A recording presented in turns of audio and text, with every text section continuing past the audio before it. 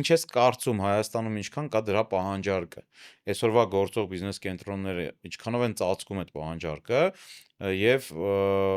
արդյոք եթե էլի կառուցվեն բիզնես կենտրոններ, իրանք կունենան իրանց հաճախորդը թե չէ։ Այս հարցին սենց պատասխանեմ, կարելի է մենակ բիզնես կենտրոն չսարքել եկամուտ ունենալու համար, կարելի է տարբեր ուրիշ բաներ սարքել, բիզնես կենտրոն սարքելուց լավ պետք է մտածել ու այդ ոլորտի մեջ խորանալ, որովհետև մենակ անունով սարքելը չի, պետք է մի բան սարքել, որը որ օգտագործողի համար հարմար է, որը որ իրականում կմնա որպես արժեք, հա, պետք է ավելի լավ բան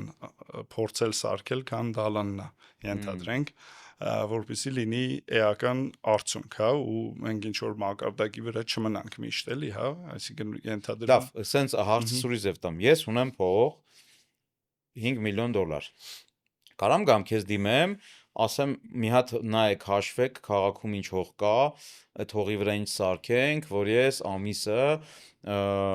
երրորդ տարուց սկսած այս $5 միլիոն վրա ունենամ օրինակ 25% եկամուտ։ Կարա՞մ դուք Մենք իրականում հենց այդ էլ անում ենք, այսինքն Red Invest Group-ը հենց դրանով էլ զբաղվում է, եթե մարդը ունի գումար կամ թեկուզ գումարի կեսը, ուզում է զբաղվի կառուցապատմամբ, հա, կամ թեկուզ արդեն զբաղվում է, մենք ավելի շատ օգնում ենք, որ ինքը կայացնի ճիշտ որոշում այդ հողի ընտրության